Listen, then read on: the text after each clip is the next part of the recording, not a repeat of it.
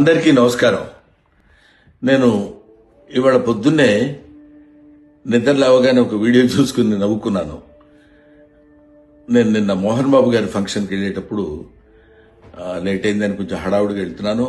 అంతలోకే దయాన్ని ఎదురయ్యాడు. ఏదో పిచ్చపాటే మాట్లాడుకున్న తర్వాత రాన్న ఫోటో తీసుకుందాం అంటే వద్దండి ఫోటో వద్దా అని చెప్పేసి నేను చకచక లోపలికి వెళ్ళిపోయాను. అది చాలా మంది మిత్రులు కొంచెం అపార్థం చేసుకున్నట్టున్నారు. దయాకర్ గారితో నాకు 30 ఏళ్ల సంబంధం ఉంది. మంచి మిత్రులం. నేనంటే ఎంతో అభిమానంగా ప్రేమగా చూస్తుంటారు. మేము కూడా ఎంతో మాట్లాడుకుంటాం. ఫ్యామిలీ ఫ్రెండ్స్లా ఉంటాం.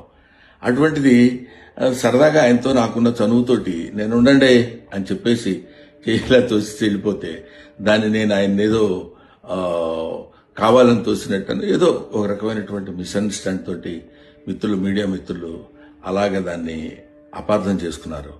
అలాంటిది కాదు. ఆ తర్వాత కూడా ఫంక్షన్లో నేను ఆయన చాలాసేపు మాట్లాడుకున్నాం. అంతకుముందు మాట్లాడుకున్నాం. ఫంక్షన్ అయిపోయిన తర్వాత కూడా మేము మాట్లాడుకున్నాం. కానీ ఇది పొద్దునే చూడగానే ఆయన నేను చూసుకుని నవ్వుకున్నాం కూడా.